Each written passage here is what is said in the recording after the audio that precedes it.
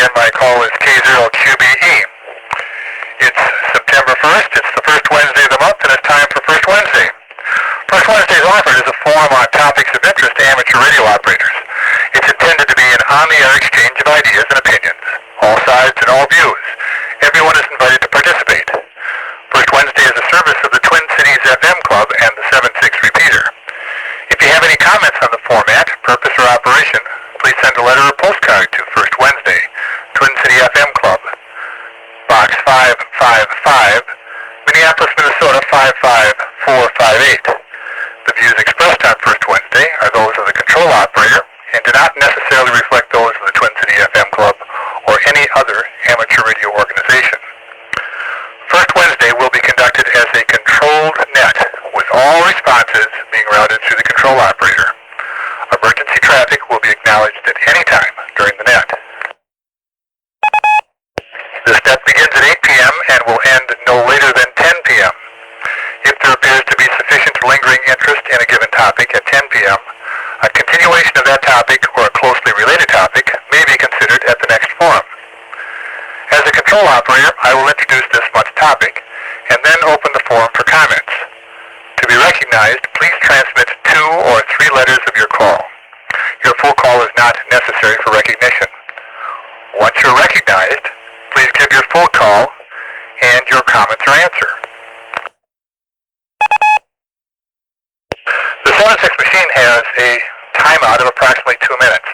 So when you do answer, make sure that you keep your response to 2 minutes or less so that your full transmission can be included without getting clipped by the timeout feature. Before I introduce this month's topic, we'll stand by for any emergency traffic.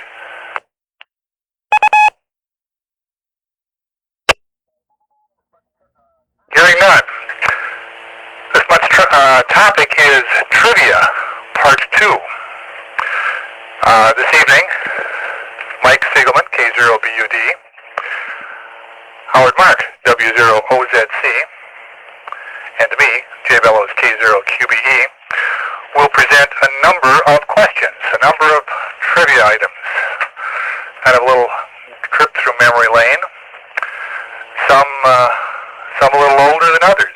Hopefully we'll cover topics from the pre-war time all the way up through the 70s, 80s, and 90s, so that we'll get a full range of topics covered and give a fair shot at participation for everyone.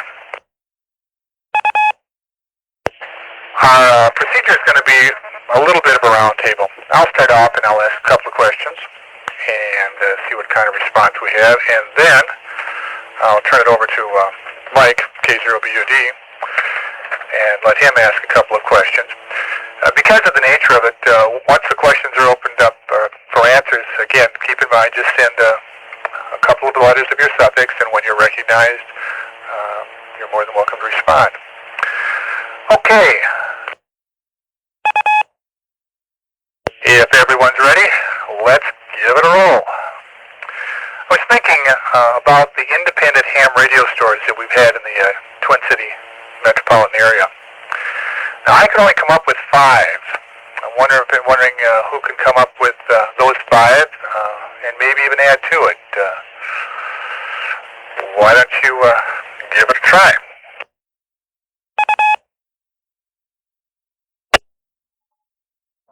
Jay, you're looking for 5 what? 5, any 5 independent ham radio stores that have operated in the Twin City area. The most recent one and only current one that I'm aware of is Satellite City, or what's now known as Radio City, but I could think of 4 that preceded Satellite City, Radio City, and I'm wondering who could come up with those 4, maybe some more. ITS? Number 0 NXZ here. Okay, NAK. That was NXZ, was that me? That's what NX said, yes please, W0NX said. Very good, hello Ned.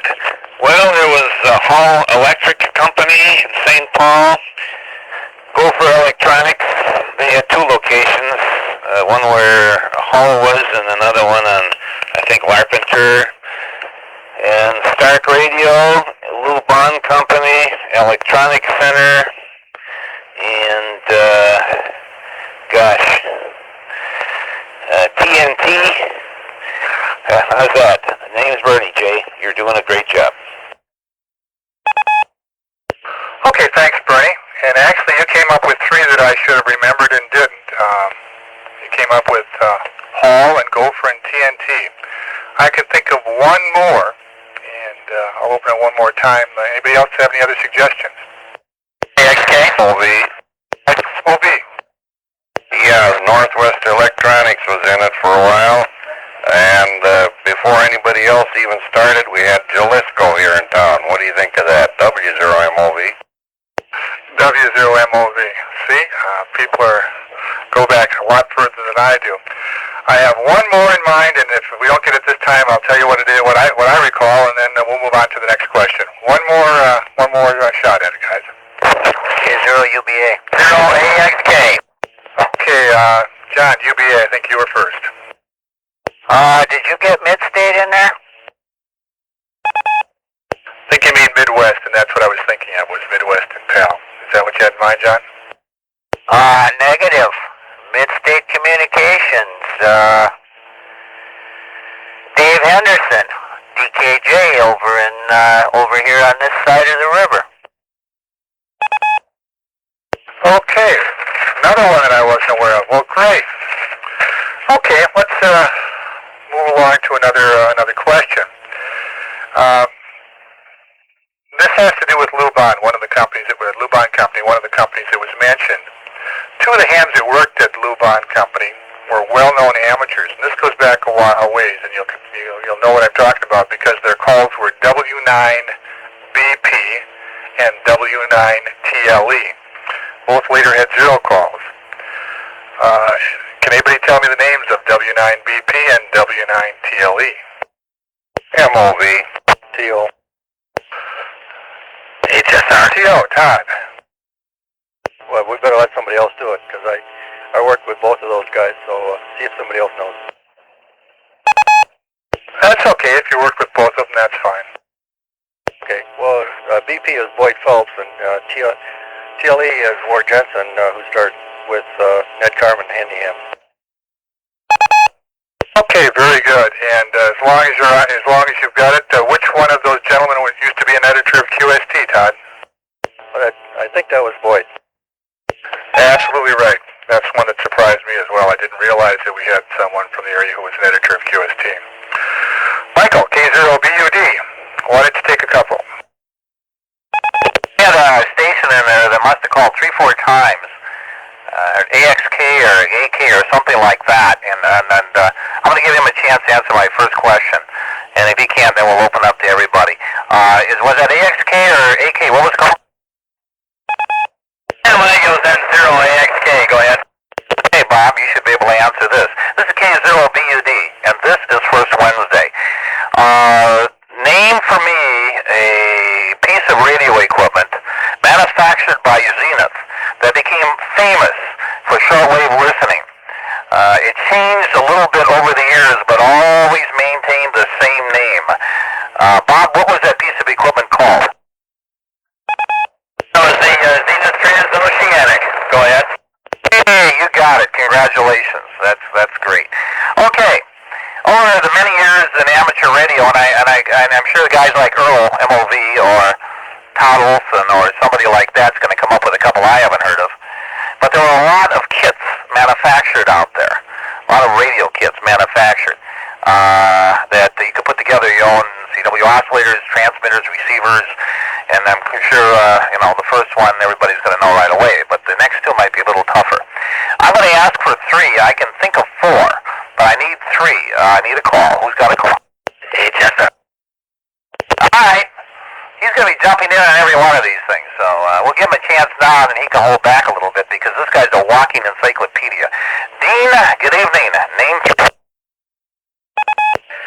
Okay, well, the three that immediately come to mind, of course, are Heathkit, Nightkit, and ICO. And then there was also Eldeco, which made some kits. And I think there's actually 3 or 4 others, Michael. And no, I don't plan to jump in on every one of them. And 0HSR. Yeah, but you know the answer. You're good. That's good. Perfect, Dean. Lafayette Radio was another one, and I think if we dug further, we could find a couple of more. Can anybody else name any other kit manufacturers? ECF, there's a guy in Waseca. Todd, stand by. What was the other station? Amcor, MOV. Great. Okay, MOV, what was the name of that piece of equipment? Amcor made some nice equipment. Okay, Sandcore. There was another distance station in there. Who was that? Grease kit. Oh, we already had the Heath kit. Todd, go ahead. You have another one? Yeah, the original Viking transmitters were as kits, you know. Oh, you're right. I completely forgot about that. That's right. Okay, we named a bunch. This is K0BUD, and this is First Wednesday, and now it's my pleasure. Do I introduce the next net control here? I think I do. I think it goes around, doesn't it, Jay? So I'm going to turn it over to W0ZC. This is his last night on First Wednesday, and we're going to miss you, Howard. And I know that you've been meditating over this night for several weeks trying to put together a good list of questions. So you probably have a couple. W0ZC in the net K0BUD on First Wednesday. K0BUD. Here's W0ZC, the voice of Burnsville. I'm running Washington. Am I making repeater, Mike? Doing just fine. One more kit builder was McMurdo Silver, located in, I think, Austin or Chicago. But they made some nice kits. Probably most people out there, as an ex-ARRL director for the Dakota Division, I thought I would throw in some ARRL questions this evening. I won't, not all of them will be related, but I thought I'd at least put a couple in. The first president of the ARRL, we all know as Hiram Percy Maxim. But what a lot of people don't know was that he was a world-famous inventor. Made a lot of money with his inventions, and his specialty was noise abatement. Can someone tell me, and any existing ARRL directors, vice directors, or officers are ineligible to answer this? So if you fit that description, we won't accept it. Does anyone know what the most famous invention, what is Hiram Percy Maxim noted primarily for? What was his invention? WB0, PBL. Lima Delta. Okay, the first one I think was that Dennis, DVL. Yeah, thanks, Howard. WB0, PBL. Hiram was noted for making the silencer on guns, and I believe that's what you're thinking of. Absolutely correct. His invention was called the Maxim silencer, and made a lot of money with that. He also made a silencer for automobiles. They had a tendency to backfire quite a bit in the early days, and at the time of his death, he was working on a silencer for noisy buildings, which is rather interesting. And the ventilation coming into high-rise buildings was causing some problems, and he came up with a silencer for that. With that, I'll turn it back to Mr. Bellows this evening, and then we'll come around again next time. I think I'll just take one at a time. K0QBE to take it. Here's W0ZC, the voice of Burnsville. Back to you, Jay. Okay, thank you, Howard. Good to still hear you around, on the nets and in this area. Okay, actually this is kind of a follow-up on a question that Mike asked, and it had to do with kits. One of the kit manufacturers that wasn't mentioned was WRL, also known as World Radio Laboratory out of Council Bluffs, Iowa. All of their kits were the name of each of their products. Their kit products began with the same word. What was that word? TM. TM. Go Bastard. W0TM. Evening, Rick. That's, I believe, well, first of all, that's correct, except it's a little long. They all began with Globe. They were Globe King, the Chief, the Scout, etc., etc., etc. Okay, I've got some prefixes for various manufacturers' equipment. I'll give about three at a time. EXT. What company's equipment began with the prefix either DX or SB, and a second company had the prefix on all of its equipment or HRO. And a third company had the prefix of HQ. What company had DX or SB? Which one had NC or HO? And which one had HQ? N0AXK? AXK. Okay, the first one, the DX, was Heathkit. The second one was National. The third one was Hammerland. Over. Right on the money. Very good. Michael, K0BUD. Take it over, please. Okay, very good. And we're having a bunch of people in there. We're going to try to get everybody in here. So keep calling. You know, we won't necessarily call on the same people every time. We want to get everybody a chance. This is K0BUD, and I'm using the Q line, Mr. Bellows, on first Wednesday. And I have one that was given to me by N0NFU, and I thought it was a great question. In the mid-1960s, a guy by the name of Al Lovell developed a radio that could scan frequencies to find active communications channels. What was the name of that company?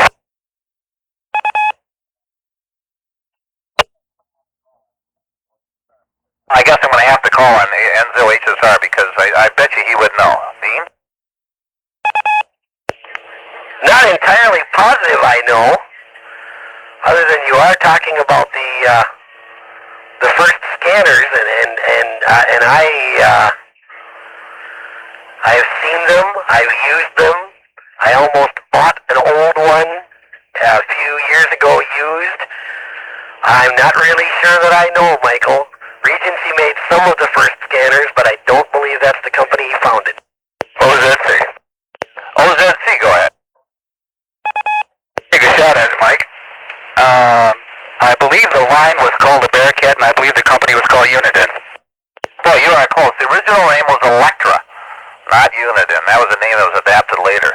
And the name was Bearcat. Now, part of the same question, Mr. Mark, where did the name Bearcat come from? Why did Al call it the Bearcat? He used to collect rare animals. You know what happens when you mix a bear and a cat together? Do you know the answer? I do not. Anybody else want to take a guess on why it was called the Bearcat? Give me the answer then, and we'll go on to another question. The answer is, the reason it was called the Bearcat is Al owned a car, the Stutz Bearcat, and he loved it so much he named his radio, his invention, after his car, the Stutz Bearcat. Now, I know you didn't want to hear it be called the Stutz, so he called it the Bearcat, and that's where the name came from. All right, next question. And I think I'm going to disqualify Todd Olson on this one because he's going to know the answer. So I'm going to disqualify him on this and see if some of the rest of you can come up with this one. Name the 5 past presidents of the Twin Cities FM Club. Name the 5 past presidents, any of the 5 past presidents of the Twin Cities FM Club. I need a call.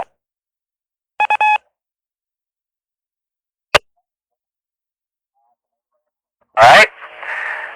Can anybody name 3 past presidents of the Twin Cities FM Club? If you can't do that, we got a serious problem here. W0 PVL. Okay, Dennis, name 3. Yeah, W0RNA, Joel, was one of them. Mike, K0BUD, was one of them. And Steve, N0NFU, was one of them. Oh, that's pretty good. That's pretty good. RNA was one of the few presidents that was a president for a year and then never went back on 7-6. Funny story. Okay, M0KBD, K0HB. You had a few others there correct. W6ANC, KD0Z, and KB0CO. One heck of a list of people that have been president of Twin Cities FM Club, I guess. Okay, a little bit of local trivia. I got a great one for the guys from St. Paul, but I'm going to save it till next time, because I want to ship it back out to Burnsville. And the voice of Burnsville, who, by the way, is mobile tonight, but just not moving. W0ZC on first Wednesday. This is K0B. Forgot Fred Bagg. Never knew he made it. Go ahead, Howard. K0BUD, here's W0OZC, I'm not mobile. 741, power supply, mobile mag mount on top of a washing machine. Since all the towers are Okay, this is for all ages. What was the first synthesized handheld radio? Not mobile, not fixed, but what was the first synthesized handheld radio? So, there's someone with a G call in there, a little ragged, but go ahead. Okay, NFC, I guess it's Tempo S1, that was it, wasn't it? No, it wasn't. Anyone else care to try? TS Zulu, 0 Zulu. See, Rick was in there, and there was a Zulu. Let's have the Zulu try it, Rick. 208, that's 208, Howard. Oh, that was quite a bit later. W0TN?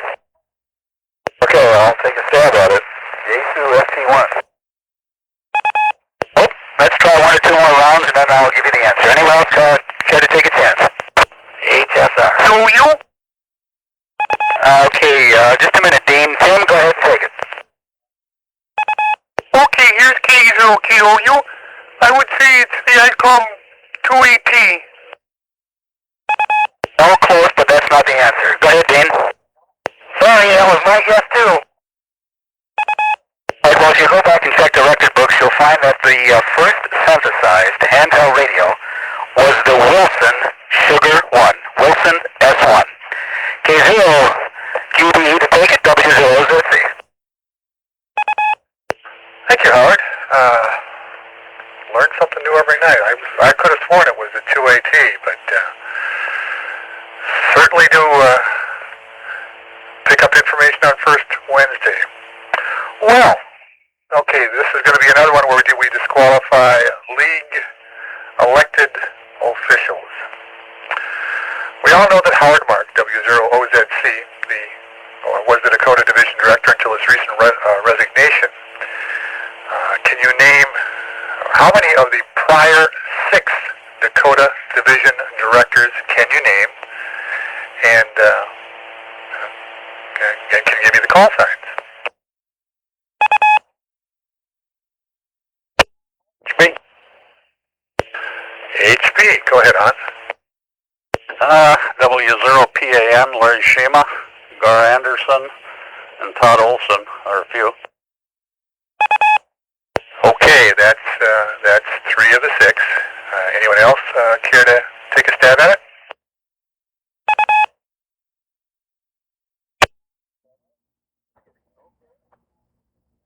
Beauty. Okay. League officials can have a shot at it now. Beauty. Beauty. I believe W0BUO and can't think of his name. Boy, I'm really getting stumped myself here. Guy from Moorhead who eventually became president of the league, and I can't think of his name. I'm shot. Okay, we'll give one last shot, and then I'll give you the other 2 that I have. Anyone else? Those TVL. Wait a minute. Those ones? That's K0PBL. Go ahead. Yeah. The name Mike's thinking of, I think, is Charlie Compton.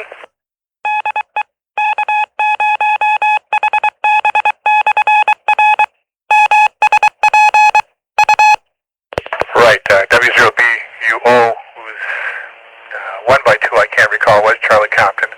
But there are 2 others that we've skipped. Todd, you were in there. Why don't you give us the last 2? Okay, well, we got Dosman, and then there's Val Gollin, who's now W0LX, and then Charlie, who's W0AF, if you wanted his two-letter call. Then PAN. After PAN, the one that everybody's missing is K0TK. Tom Koulis was actually director for a brief period of time. That fills it out. Yeah, Tom became director when Larry Shima, I think, moved up to a league position. Okay. Let's see.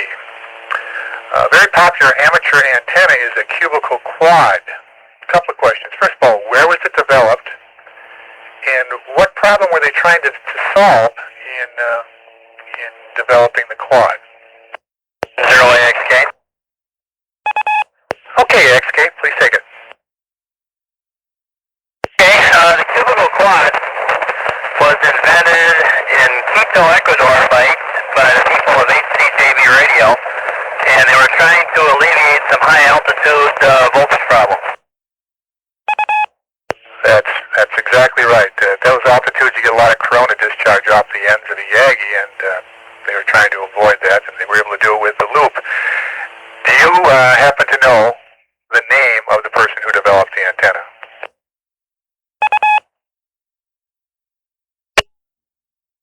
I'm afraid not.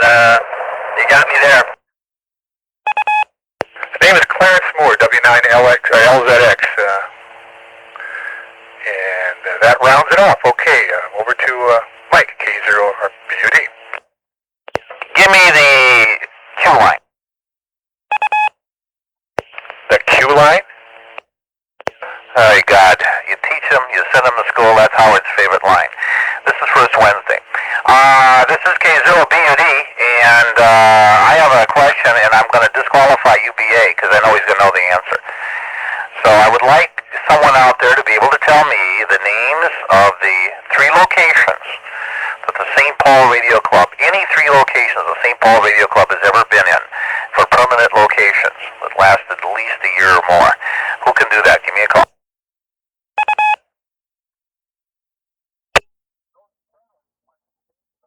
It goes to show you the participation of the St. Paul Radio Club here tonight. John, are you with us?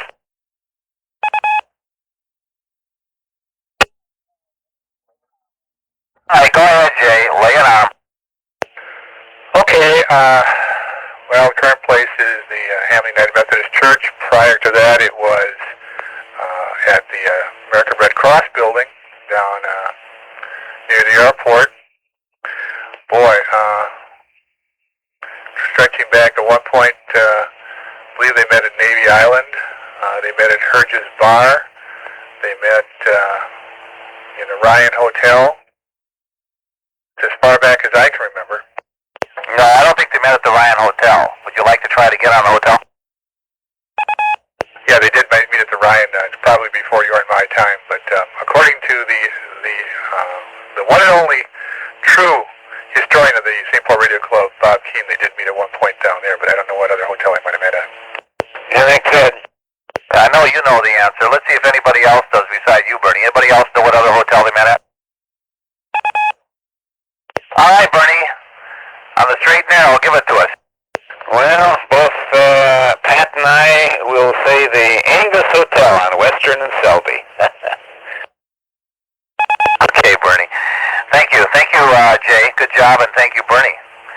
There's a club that's been on the move, that's for sure. Okay, let's see here. We have one more question, and then we'll pass it on to Mr. Mark. Name 3 manufacturers of amateur radio equipment at one time or another that were headquartered in Minnesota. Name 3 manufacturers of amateur radio equipment headquartered in Minnesota at one time or another. Somebody have that one?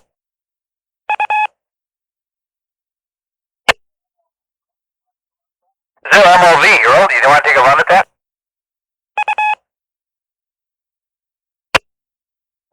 Sid.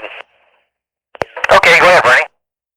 Well, there was American Television and Radio. Charlie Compton, I believe, came to town to work for them.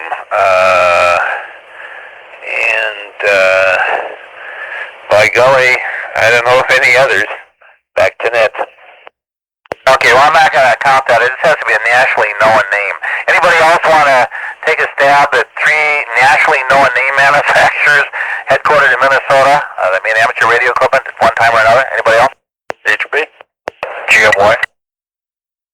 Okay, we had HB before. GOI, go ahead. WA0 GMY isn't teletyping headquartered in Metro? Are you asking or are you telling? I am telling. The Bloomington and the Richfield, I think they are. Okay, fine. You got one. Can you name 2 more? They're out of stuff front to pass. Okay, Hans, let him have the next 2. I'll give him one, E.F. Johnson. Hey, terrific. E.F. Johnson, Waseca, Minnesota. Now there's one more. They made amateur amateur radio equipment, and they also, as all these companies did, also made equipment for other industries too, but they also made amateur radio equipment. Who's the third one? Who is that? QBE. Ah, Mr. Bellows, I know you know the answer. Go ahead and tell him. Well, I'm thinking of two. I'm thinking of Dalkey, and I think Butternut was actually originally in Lake Crystal before it moved down to Texas. Hey, you know, you're right. I forgot about that. That'd be number 4. You got it. Thank you very much, guys. Did a super job. Thank you, Hans. This is K0BUD on first Wednesday. Turn you over to W0ZC Trivia Night. Okay, Mike. K0BUD W0ZC. Mike, High Gain does not manufacture in the States. Their administrative offices are here. Does that still count? No. Yes, it does count. I said headquartered. Headquartered here. I didn't say it was made here. Headquartered here. And by the way, I would probably challenge you on the synthesized handheld question, but go ahead. What about DigiKey? Point, Todd. Yeah, DigiKey, formed by one of the professors at the University of Minnesota. Used to make a keyer here, now is a retail operation. Or wholesale operation, I guess, depending how you look at it. Okay, well, Mike, I think you'll find your previous answer with the ICOM is probably incorrect, but check it out. Let's try one everybody ought to know the answer to, and I doubt if anyone will, but let's try it. The ARRL HQ station, headquarters station, is W1AW. We all know that. Given to the ARL in 1936 on the first anniversary of Hiram Percy Maxim's death. What was the call sign of the original ARRL station prior to W1AW?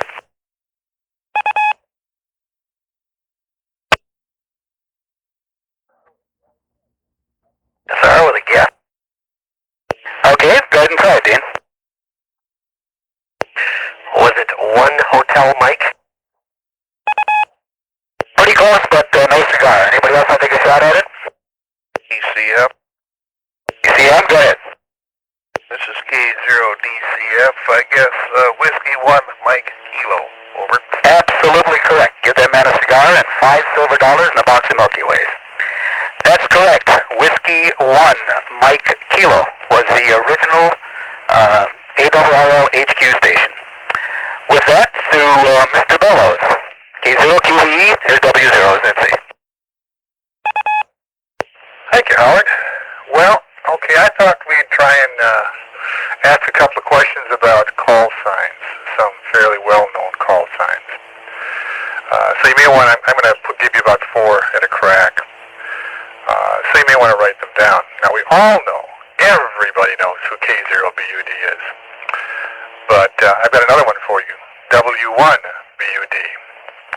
Also, W6ISQ, KB6LQS. Who can tell me who hold those call signs? I can give you one, K0BUD. Okay, Mike. Bud Long, W1BUD.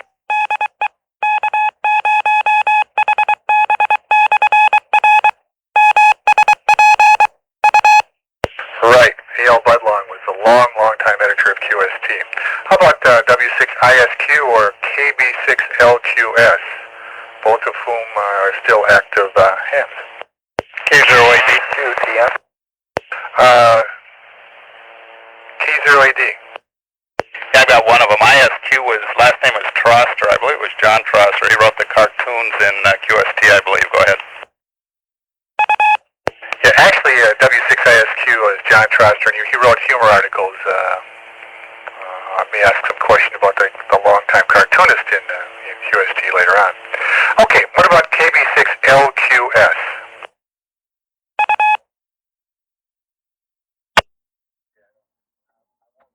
Yeah, I don't hear anyone. I won't prolong that one.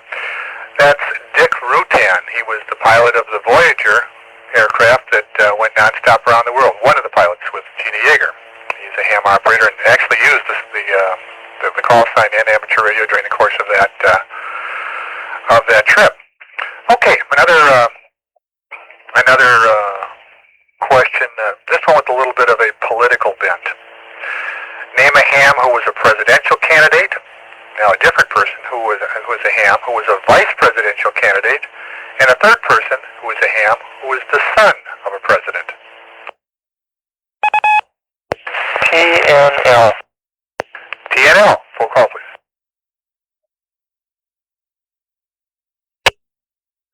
Now, please go ahead. 0 TNL, Matt. I do know, I can't give you a call sign, I'm sorry, but I do know that Ronald Reagan was a ham operator, former president. Well, I guess I'm not aware of that if that's the case. And he's not the one that I'm thinking of. Anybody else? Annex GMY? Okay, there was a collision and then I heard GMY.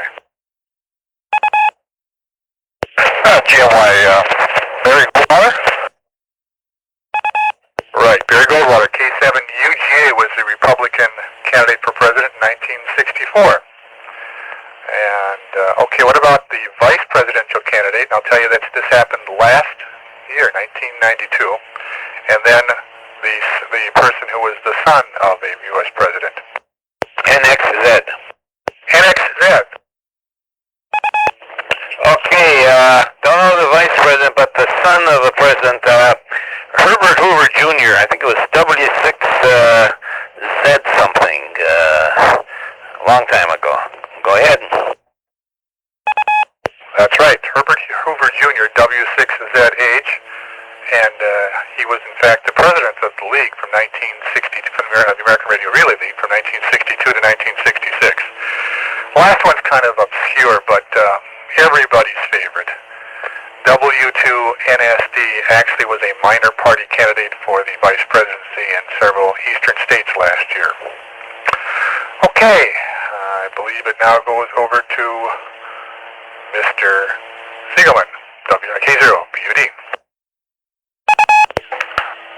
This is K0BUD on First Wednesday. I'm the only one of the net controls that says the name of the show, I think. Thank you, Mr. Bellows. Those are interesting questions.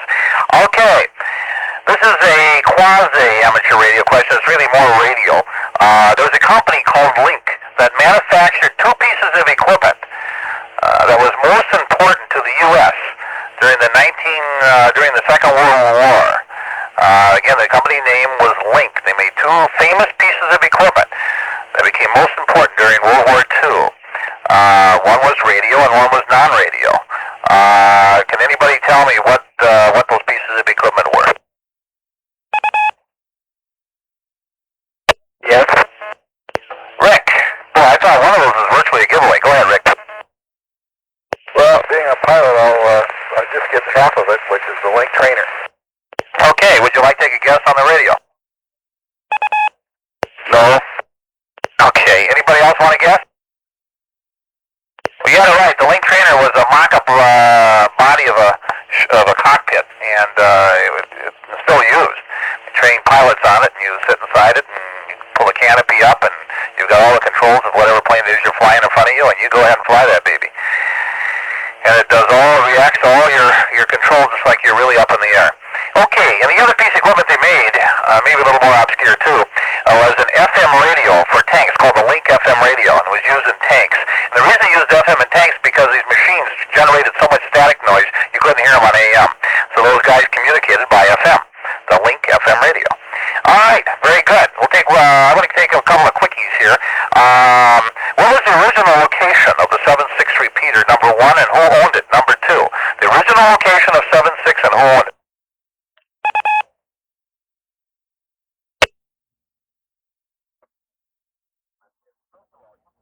Understated. First of all, UBA must have went to sleep because he would know the answer to that. Hans, you want to take a run at it? Well, I think it was down at Cedar West or one of those apartment buildings down by the river, and FHC and company owned it. No, wrong. Original 7.6 repeater was on the Central Medical Building in St. Paul, just off University Avenue. The building's still there. And it was owned by Joe Zwern. It used to be WB0PML. And then eventually it was owned by Paul Grimscheid and Steve Glatzel, and that's where you're correct, Hans. And they eventually moved it to its current location high atop the formerly called Shallard Building, Interchange Building here in Minneapolis. I'll give you 50% on that, Hans, okay? I'll take a quarter. Okay, you got it, guy. All right, one more quickie, and then we turn it back. I know someone who's going to get this one right away, and then we'll turn it back to Howard. Before the Mobile Corps operated W0PZT, which is the club call of the Mobile Corps, they currently operate nets on 2 meters. What band did they operate their nets on before they went to 2 meters? TVL. Boy, if you didn't know that one, I'd have been very disappointed, Dennis. Go ahead. Leo was 10 meters. 10 meters is correct. AM on 10 meters. Thank you very much, Dennis. This is K0BUD on first Wednesday, and with that Q line, we turn over to Howard. K0BUD, here's W0ZC, the voice of Burnsville. Normally, for those of you who don't know how we do this, the little behind-the-scenes issue, the three of us, when we do trivia, usually get together and make sure we're not using the same kinds of questions. I fear from something that Jay said, I may be stepping on something he's planning on using later, but first come, first serve, I guess, Jay. QST covers the featured cartoons many times. Most were drawn by a man who signed the drawings with the name Gill, G-I-L. What was the artist's full name?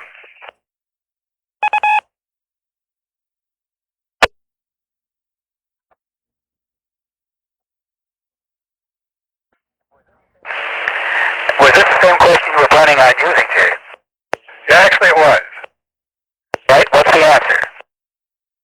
His name was Phil Gildersleeve, and his call was W1CJD. And in order to get his full name, I had to go back into one of my very old call books. Now, there's a complete book on Mr. Gildersleeve's work called The Cartoons of QST. For those of you who haven't seen that, it might be interesting to get a copy of it sometime. It's fascinating to look at the stuff going back to the early 30s and ending in the late 60s. Phil Gildersleeve, W1 Charlie Juliet Delta, was the artist and did some incredibly good work. I'll have a couple of follow-up questions on some of Gildersleeve's work a little later on. With that, back to Jay. Sorry to step on your question, Jay. K0QBE, W0ZC. Oh, no problem at all, Carl. How soon we forget. Not even gone, and I'm giving him the wrong name. No problem at all, Howard.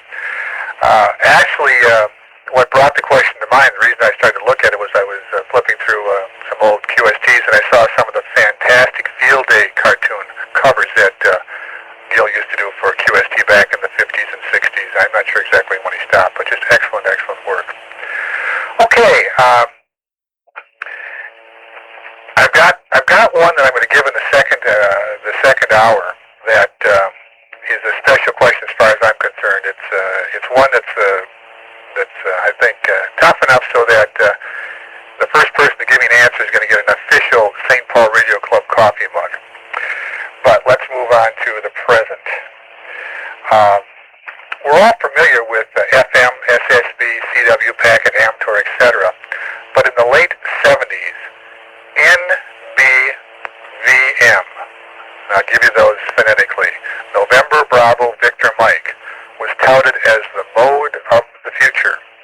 What was NBVM? TM.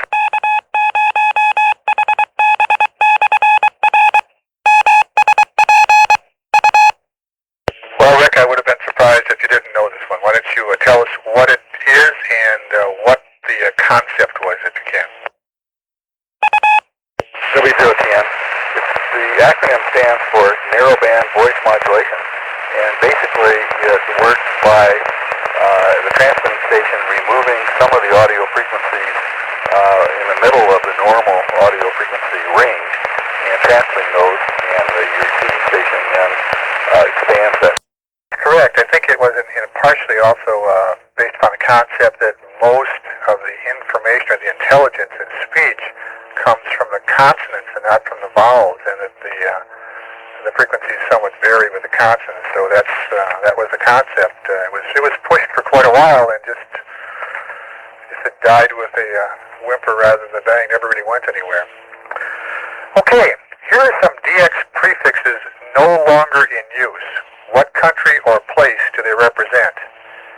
KZ5, KM6 and Delta Mike.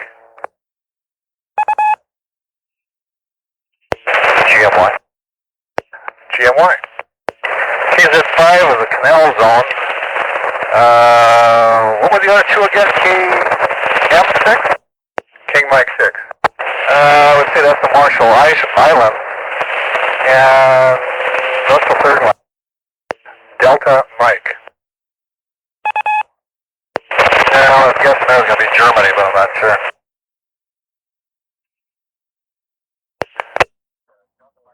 Right, Delta Mike was east of Germany before it went to the Y and then two numbers. King Mike 6 is actually Midway Island, or was Midway Island.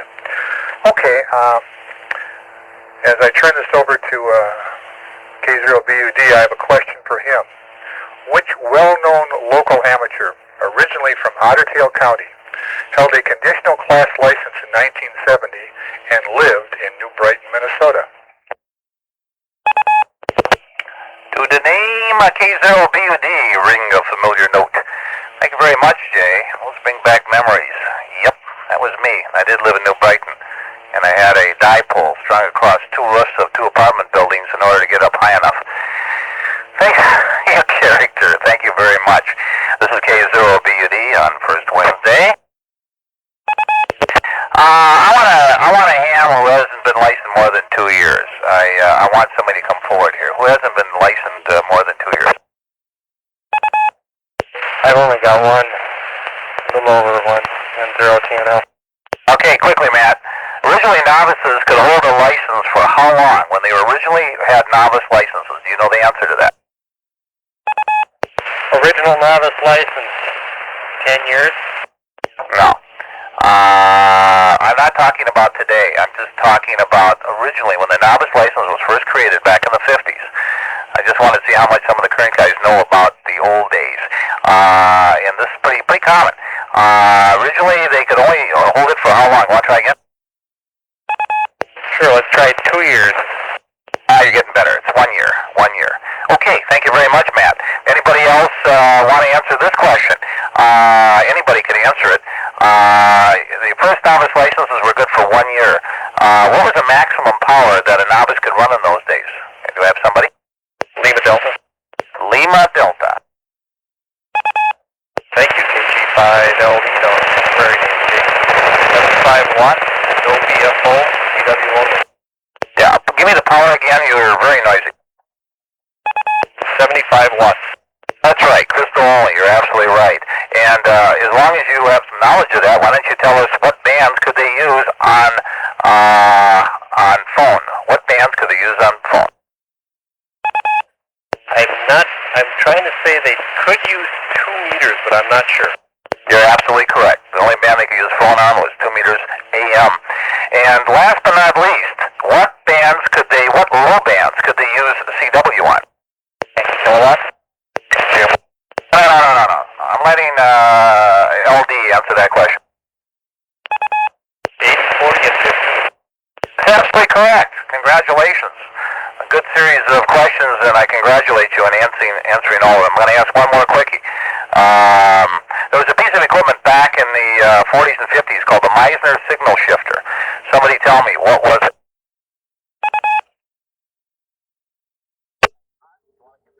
All right, Hans, you want to give him the answer?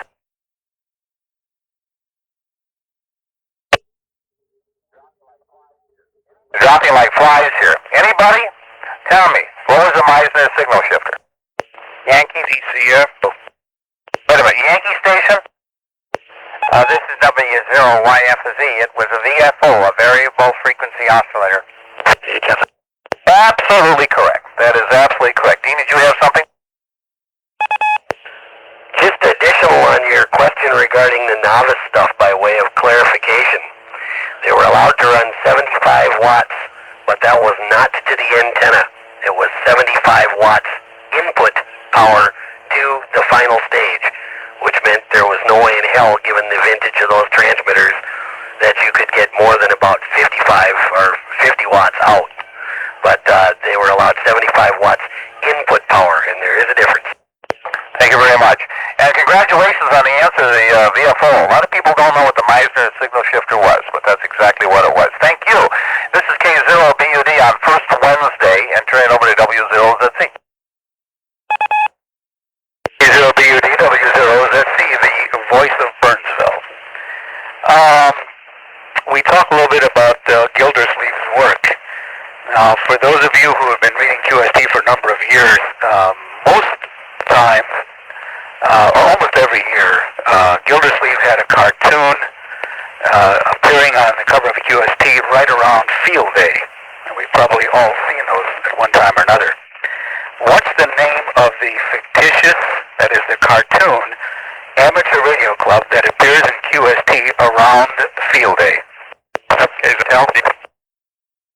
A collision there, didn't get anything. Let's try it again. November Hotel? Alpha Delta. The November Hotel. Hi, Howard. This is Brian, KD0NH. I think that was the Podunk Hollow Radio Club.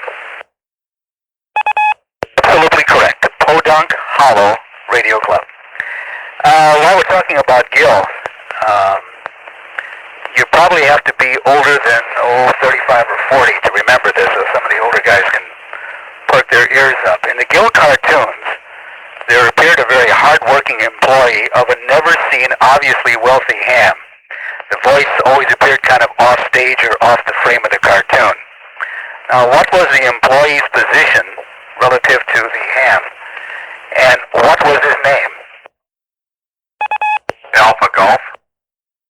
Alpha Golf, go ahead. I think his name was Jeeves, and he was the butler, right? That's correct. Jeeves did all the work, and the unseen amateur always yelled and cussed at him to work faster, better, harder, regardless of the weather or whatever he was doing, and he was his butler. With that, we'll turn it back to Jay. K0QB, W0ZC. Thank you, Howard.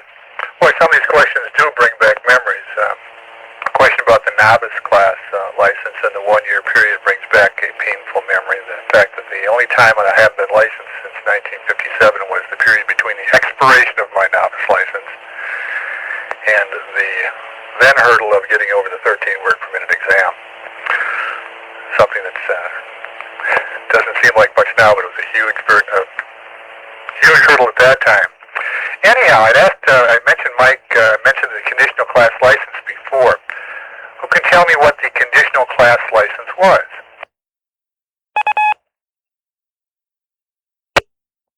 What? Alpha Golf. Why? Come again, I didn't catch the call.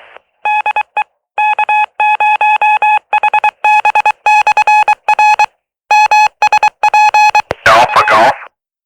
Go ahead, Alpha Golf. Yeah, this is KG0AG.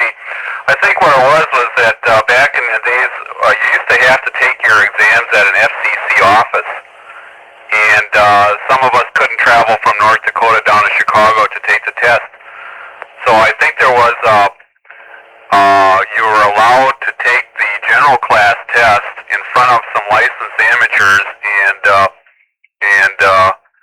then they would send the papers in, and then you got a conditional class license, and you had all the privileges of a general. Am I correct, KG0AG? That's exactly right. That's exactly correct. Okay. In which ham magazine will you find a column by Kurt N. Sturba and Lil Paddle? And what's the topic of the column? X-ray whiskey. X-ray whiskey. I believe that's in World Radio, and it's the aerials column. Right, and what's the nature of the pun with names of the author? That one I'm not quite up on, I'm afraid. Okay, just that there's a type of antenna called the Sturba curtain, and Kurt and Sturba is just a little twist on that, little leg pulling going on. Okay, no peeking now. Who is the local ham whose QSL card is on the cover of the September 1993 QST?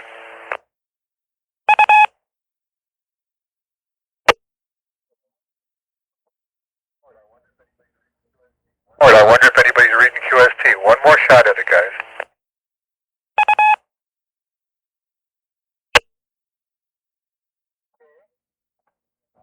Okay. I'll come back to that later. Maybe somebody would like to go whip out the QST and take a look at it. All right, one last question, and then it'll be time for our 9 o'clock break. Where is Fair Radio Sales located, and what do they sell? K0AD. K0AD, Al, go ahead.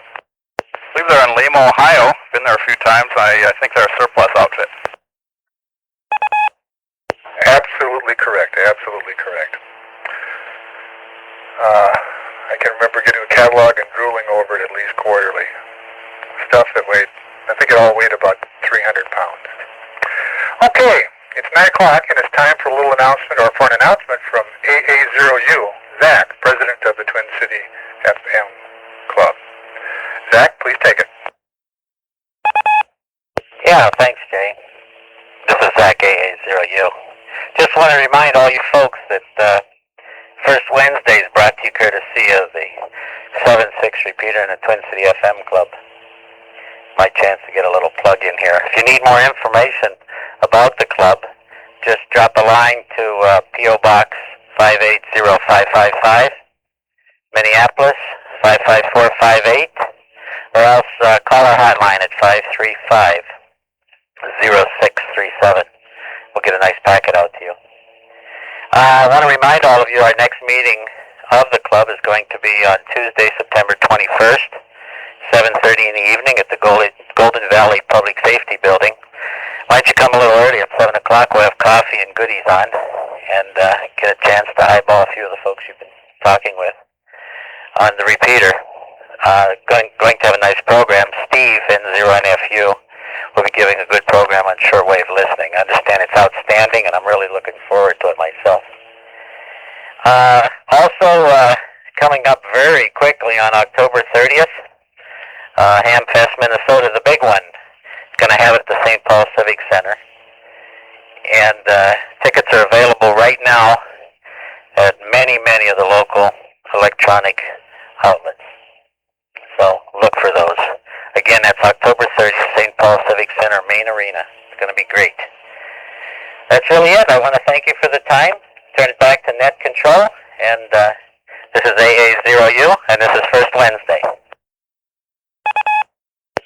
Thank you, Zach. And you're absolutely correct. This is First Wednesday, a service of the Twin City FM Club and the 7-6 Repeater Group. First Wednesday is conducted on the first Wednesday of the month and is a forum for topics of interest to amateur radio operators.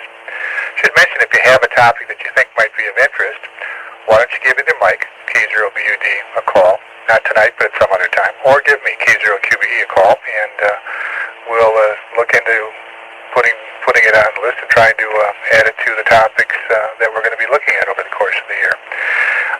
The next first Wednesday, by the way, will be October 6th, and it will be a topic that will be announced shortly. Not quite finalized at this point, but there will be.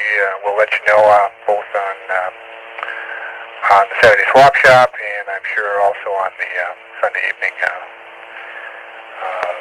net swap net on the 8.5 machine. Okay.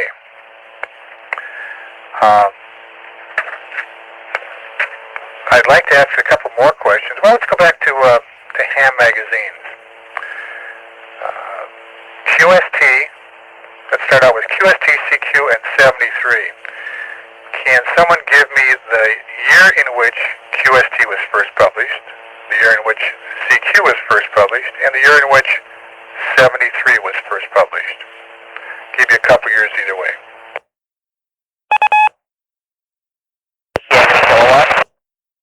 Yankee Kilowatt.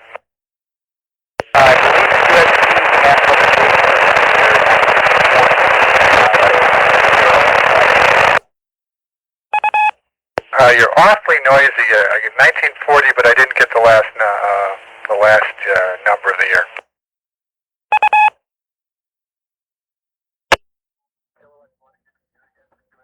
Kilowatt, you want to give me the year again for CQ? Okay, I was going guessing at QST, and I believe that began publication in 1914. Actually, 1915. That's very close. Can you give me, how about the price of the first issue? Just a stab in the dark would be wonderful. Let's see, if I recall, it was 15 cents. One thin dime. Okay, how about either CQ or 73, the year of first publication? CQ, I believe, began in 41 or 45, I forget which. And 73, if I recall, was approximately 71 or 72. Okay, you're right. CQ was 1945 and 73 was 1961. There was a rather acute initial price for 73 magazine. Do you remember what that was? Well, just as a guess, I would say 73 cents. No, Uncle Wayne started out charging 37 cents an issue for 73. Okay.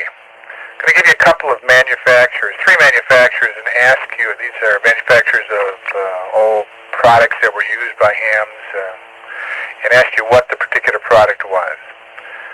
Astatic, Belden, and American Beauty. KO. KO. Yeah, Static was microphones, Belden cable, and American Beauty was those big, beautiful soldering irons.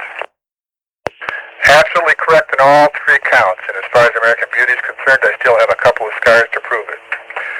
Michael, K0BUD, take it over. Terrific. Take it over. Okay, thank you very much, Jay, and good evening to Joe Taylor. This is K0BUD on First Wednesday. Okay, the 14739 repeater is located in Edina, high atop the Southdale Medical Complex. Before it was located there, in what city was the 39 repeater located in the Twin Cities area?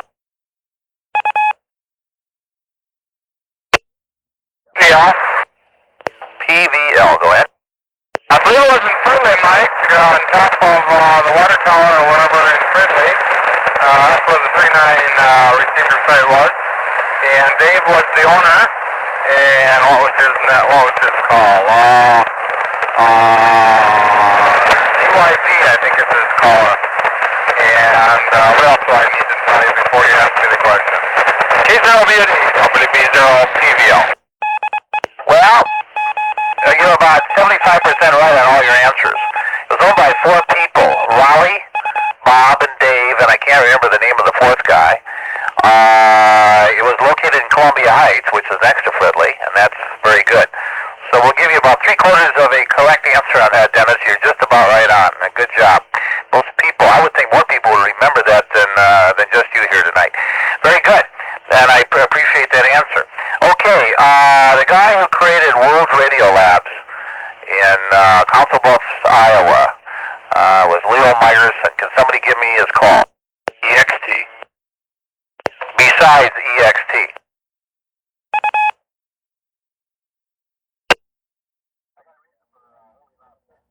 I got a reason for holding off EXT for a minute, and I'll tell you why in a minute. Anybody else know that answer? What was Leo Myerson's call? GMY. GMY, stand by. The other station?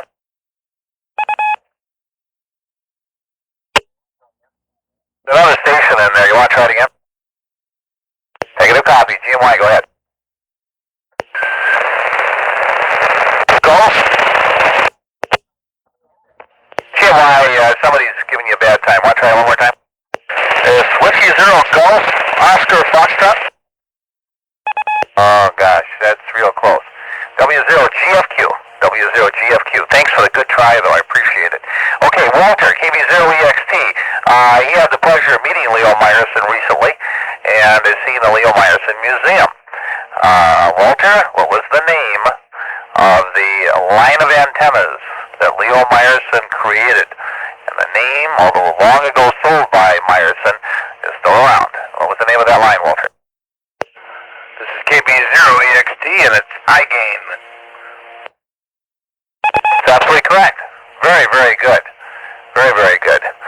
And one more question on Leo Meyerson. When he first created, when he was in business back in the 50s, when you became a licensed amateur, you always got a packet of stuff in the mail from Leo, and he always gave you samples of what that you could have made by him. What was that item? And somebody want to tell me? W9JO. Mr. Taylor. Those were those good old QSL cards that had a map on them. They were red. You're right. That's one. You had two QSL cards to actually call from. And one was the one with the map with the arrow on it that you could put towards your QTH and away it go. Thank you very much, Joe. And I have just one more question here, and then we will move on to Mr. Mark. And I want to say something about that, too. There was a power supply back in the good old days that used to be used for mobile rigs and cars. And basically back in those days, it was all key down. It was AM radio. And this popular power supply was usually located back in the trunk because it was so darn noisy. Can somebody tell me what was that power supply called or the model number? W9JO. Okay, Joe, let's see if we can get somebody else to try here, too. Just stand by a minute. We'll get you if nobody else can answer it. Somebody else want to try it? No one else knows what the power supply back in the good old days was? How about the battery, Mike? The battery, WB0PVL. I really couldn't copy that, Dennis. Okay, Joe, go ahead. Well, that was a device called a dynamotor, and the most popular one was a surplus one called a PE103, which had the unique capabilities of going both 6 volts or 12 volts input, which was kind of unique. Very good. Nice going, Taylor. Boy, you're showing your age, but you're absolutely right. Before I turn it over to the next gentleman, because I don't know how long he's going to be around tonight, W0ZC, Howard Mark, was the ARL Dakota Division Director for many years in the Twin Cities. He did an outstanding job. There was seldom a ham fest you could go to that you wouldn't see Howard. He made the visits to almost every club in the area, was very involved with a lot of activities, amateur radio-wise, both nationally as well as locally, and helped solve a lot of disputes and brought a lot of people together and made it a very a much better hobby. W0ZC, as you know, will be moving to Nevada here in the next several weeks. And in commemoration of that, we're having a dinner. I am a member of many people on a committee, and I help. I've only done a small part of it, and a lot of work has been done on a very fine dinner for Howard.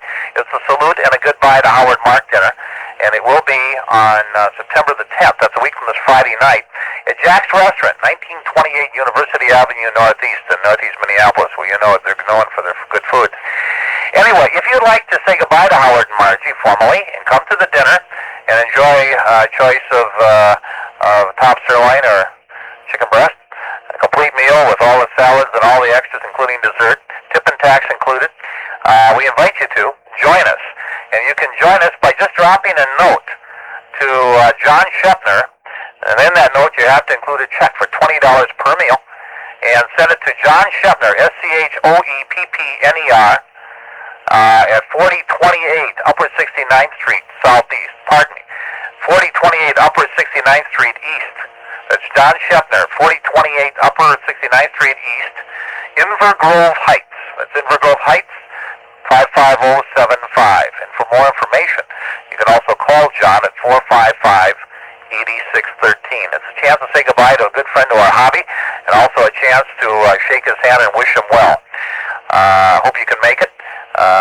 Todd Olson, K0TO, has put together an outstanding program, I'm told, and really look forward to that evening.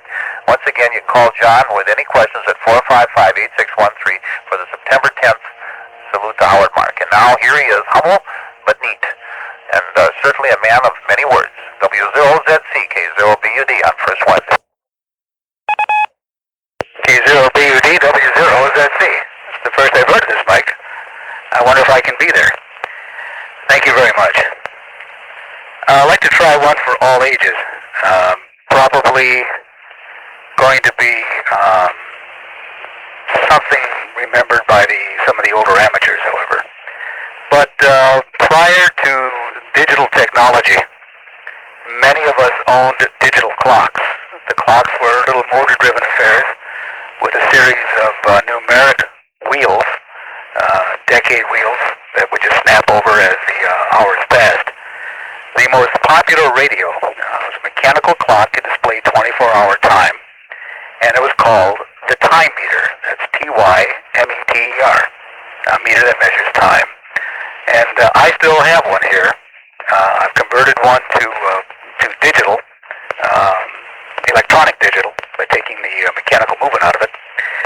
But if you have one or had one, which company produced the time meter? And if you know the name of the company, would you have any idea where they were located?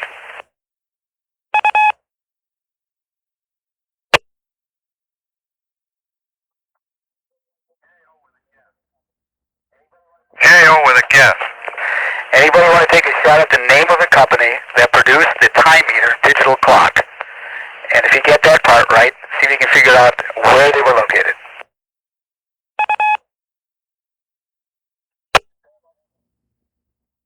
Let's take a stab at it. Okay. The time meter was produced by a company called Penwood Numicron. And if you've got one, turn over, look at the base. And they were located in Pittsburgh, Pennsylvania. Now to J, K0QBE, W0ZC. Thank you, Howard. Okay. Got a question for those folks from the transistor generation.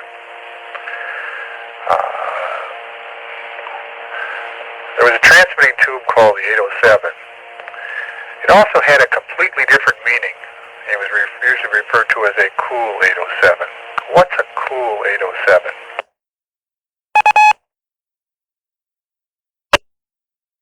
OAD. K080. Okay, Al, I'm sure you know what it is. Bottle of beer. That's right. That's correct. Okay. This one's fairly recent vintage. When did the FCC begin certifying volunteer examiners?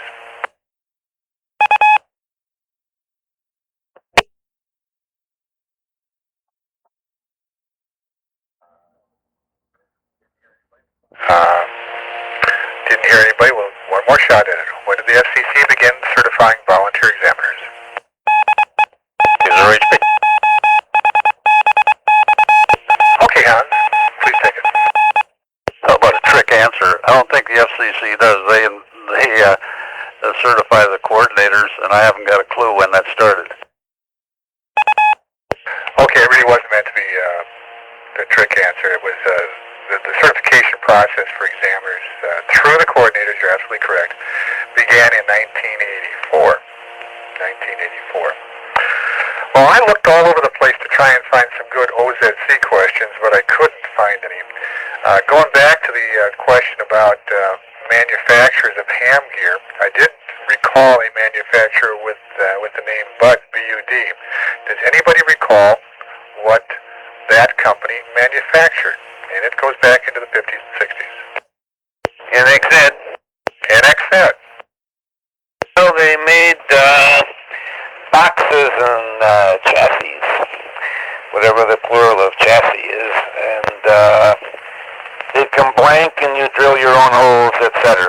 They were very handy, came in a variety of sizes and shapes. What does that say? Yes, Howard. Actually, their biggest line was relay racks.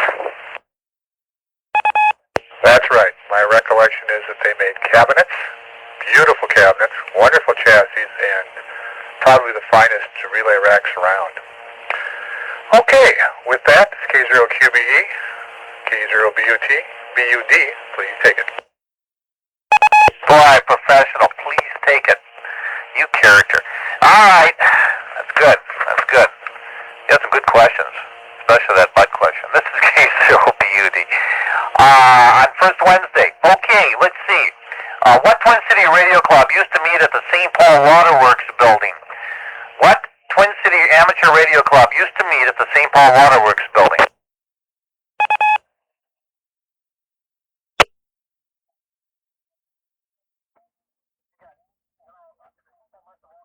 We the people must have all gone to sleep in St. Paul here tonight, Jay. Don't we have anybody who knows what amateur radio club used to work at the St. Paul, used to meet at the St. Paul Water Works building? Well, I actually think I do. Yeah, I understand, but let's see if someone else can guess. WB0VNE? VNE, go ahead. Just a wild guess, but would that be the North Star Highbanders? Good guess. No cigar, but I appreciate that. Anybody else? Anybody else? Want to take a guess? Otherwise, we're going to have to let Jay tell you.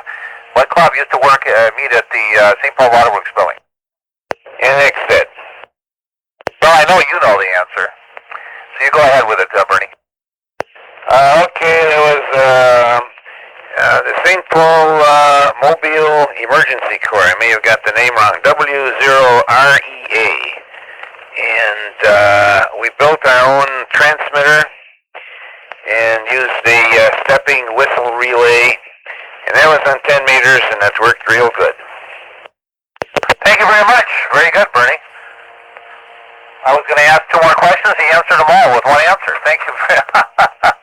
Okay, very good. Heathkit manufactured monoband rigs at one time for the low bands. They were sideband rigs. I bet you Brackett will know this one. Give me what bands they manufactured those monoband rigs for. Anybody want to take a stab? HB. I knew it. Go ahead, Mr. B. Well, they were the hot water 12, 22, and 32 on 10, 15, and 20. No, that isn't right. 20, 40, and 80. I might have that wrong. You got 20, 40, and 80. You're right. The 32 was the 20, the 22 was the 40, and the 12 was the 75. And what was the price of the HW12 when it first went on the market? Well, I saved and saved. $99.95. Hey, that's good. Now, would you like to tell me the price of the other two? No, because I didn't know they were different. Wait a minute. One of them was 79. I can't remember. Okay. It's weird the way they priced it. $99.95 is right for the 75 meter rig. The 40 and the 20, and I don't know why they were $5 more. Were $5 more.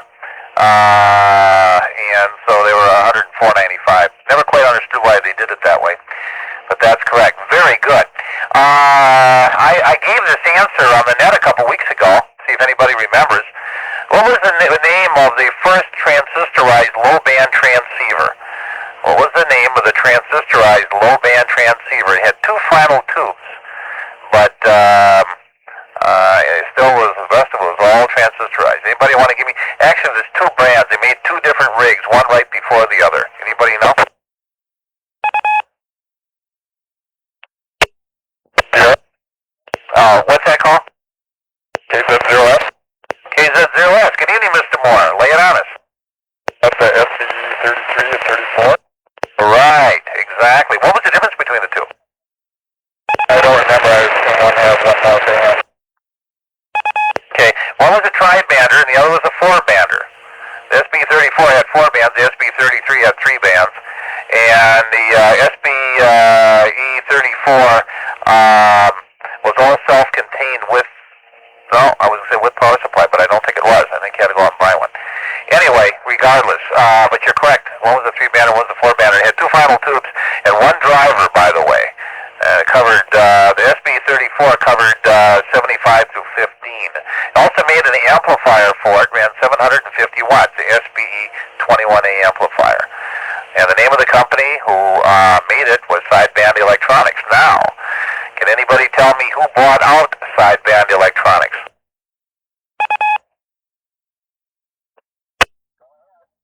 Jeff from KZ0S? Go ahead. How about Atlas? Nope. Good guess. Anybody else? B&W. Who said that? ITX. You're wrong, but thanks, Tom. Anybody else? And don't give me the answer. Just give me your call. HB. HB, go ahead.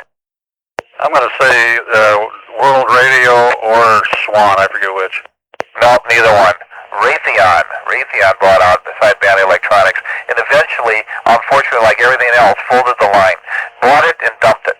Don't quite understand that because they didn't have any other gear out. But that's what happened to what was really some nice little equipment, and there's still a few of them around. I know someone who owns it. Okay, there we got it. Bunch questions. I'm going to turn over to the voice of Burnsville. It's 2122, and this is First Wednesday. And ladies and gentlemen, the voice of Burnsville. K0BUDW0OZC, the voice of Burnsville. Okay,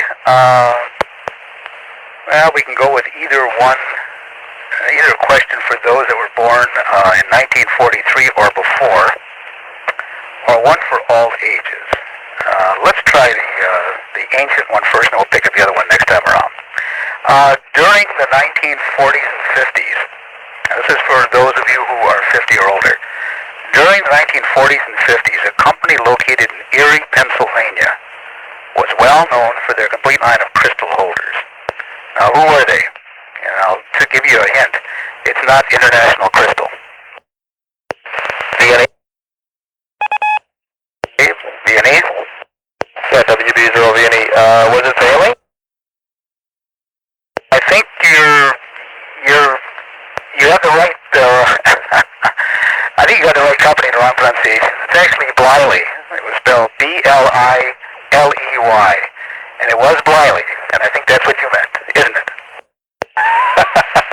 Yes, but I'm not 50. I only know that from swap stuff. If it's the same one I'm thinking of, this is the one you could change the frequency by twisting the top, if that's right. Over.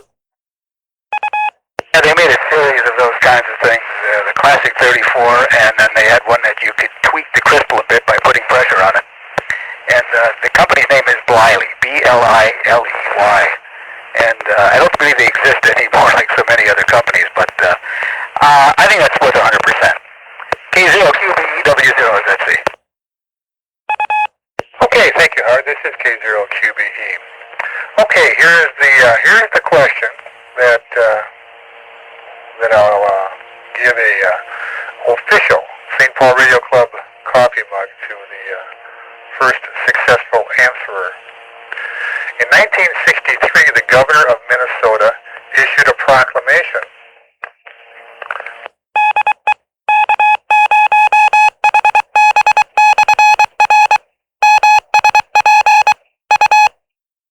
Okay, I'll try that again from scratch. I had too many things beeping in the shack.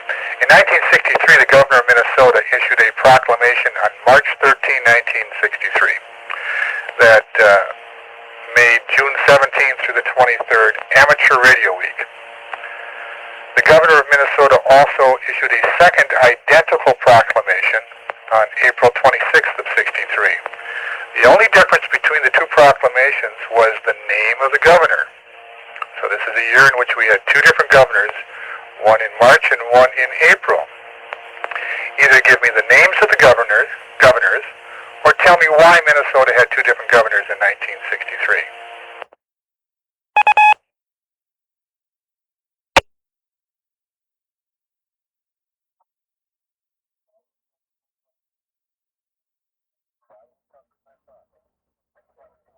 Probably tougher than I thought. Think about it for a while. I'll come back to that one a little later. I've got another one. Let's go back to my prior one about the local ham with QSL card is on the cover of the September 1993 QST. Anybody come up with the answer to that question? Deal. I heard a D first. EXT. EXT, please take it. This is KB0EXT, and it's K0IEA, Forest Lake. Over. Okay, do you happen to know his name? Negative. Okay, it's Dave Wester. Dave's a local DXer, and I think if you look at the spread on the front of QST, it's actually they appear to be mainly 80-meter. Maybe not. Most of them look like they're cards from the 3905 Century Club net.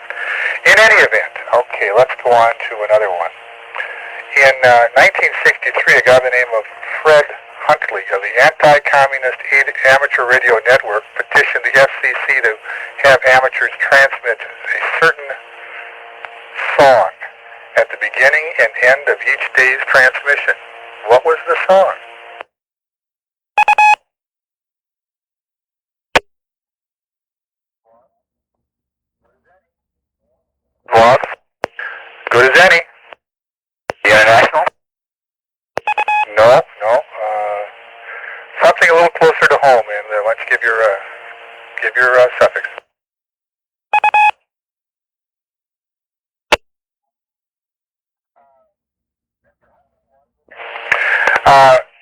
Mr. Huntley wanted us to transmit the national anthem at the beginning and end of each day's transmission, which was probably a very patriotic thing to do, but given the fact that we all operate at different times and get on and off at different times, it seems to me the bands may well have been one solid national anthem. Okay, one last shot at my question about the governor of Minnesota. Why did we have two governors in Minnesota? Who were they and what was the reason? QBR. QBR. This is N0 QBR. Was it Wendell Anderson and Rudy Purpich? Anderson decided he wanted to become senator. Well, it was an Anderson, but it wasn't Wendell. And I think I already told Todd the answer to the question, but Todd, why don't you go ahead and give the answer? No, I thought it was Wendell who appointed himself, so I was wrong as well. Anyone else?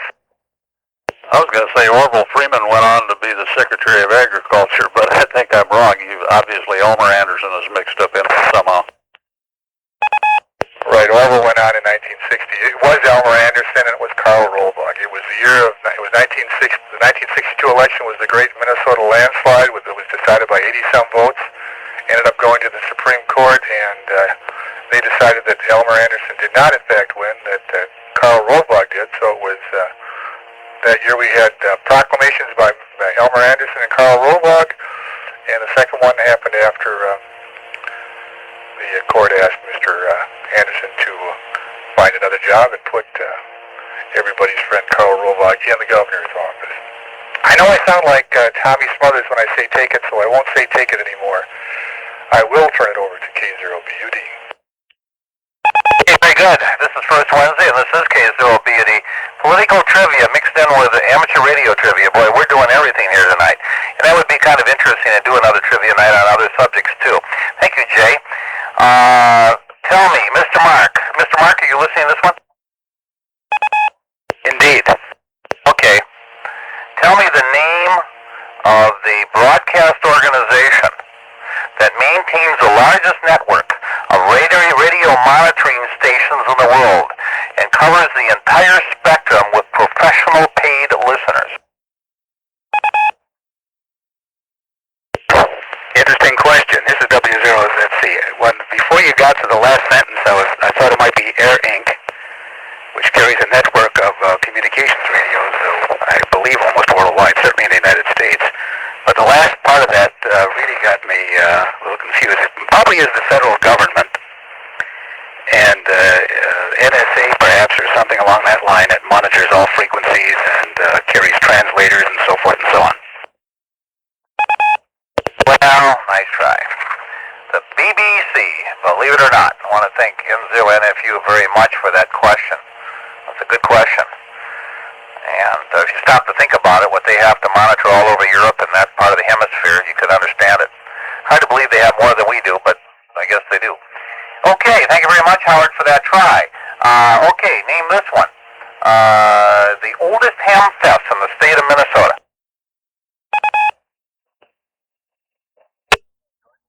SBU. SBU, go ahead, George. Hamfest, Minnesota? No. This Hamfest goes back 50 years. Anybody else want to make a try? Thanks, George. Anybody else? K0AD. AD, go ahead. I guess it's St. Cloud.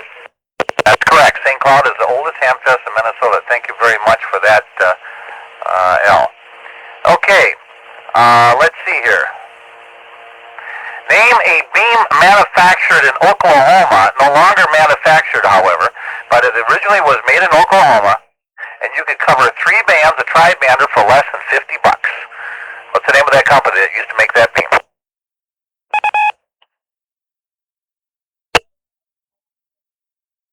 Do you want to take a stab at it, Hans? Well, it sounds like Telrex, but I thought they were back in business. Nope. The name is Hornet. Remember the Hornet? Still, once in a great while, find one around. The Hornet beam. They had mono banders for as little as $29. I almost bought one. Never forget it. And finally, name a Twin City amateur who used to work for the police department where his brother was chief of police. Name a Twin City amateur who used to work for a police department here in the Twin Cities, where his brother was the chief of police. NXZ. NXZ, go ahead.